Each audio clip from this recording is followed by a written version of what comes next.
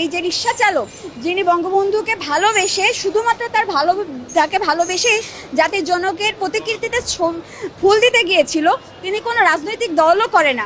আজকে আমরা বিজ্ঞ আদালতে তার জামিনের জন্য প্রার্থনা করেছিলাম, বিজ্ঞ আদালত ন্যায় বিচার নিশ্চিত করেছেন এবং তাকে জামিন দিয়েছেন। আজকে জামিন হওয়ার কথা ছিল বলে আমি আসছিলাম, জামিন শুনানি হয়েছে।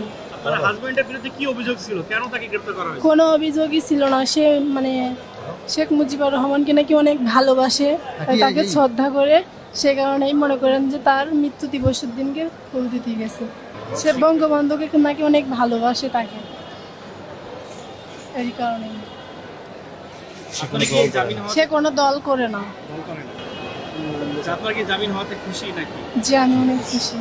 বিগত 15ই আগস্ট একজন রিক্সা চালকের ঘটনা আমাদের প্রত্যেকটি সোশ্যাল মিডিয়াতে ভাইরাল হয়েছে এবং আমরা প্রত্যেকে জেনেছি এবং বিভিন্ন নিউজগুলো থেকেও আমরা জেনেছি যে একজন রিক্সা চালক বঙ্গবন্ধুর প্রতি যে ভালোবাসা, সেই ভালোবাসার জায়গা থেকে তার পরিশ্রমের টাকা দিয়ে 400 টাকা দিয়ে তিনি একটি ফুল কিনেন এবং সেই ফুলটা বঙ্গবন্ধুর প্রতিকৃতিতে দেওয়ার জন্য যান এবং সেই মুহূর্তেই তিনি একটি তোপের মুখে পড়েন এবং ওই সময় যারা ছিল তার সাথে মব করে, প্রচুর মারধর করে এবং তার যে রিক্সা সেটি ভেঙে দেয়। মূলত তার সাথে এখানে অন্যায় করা হয়েছে, তাকে মারধর করা হয়েছে, যেটি আমাদের দণ্ডবিধি আইনের 323 ধারা কভার করে।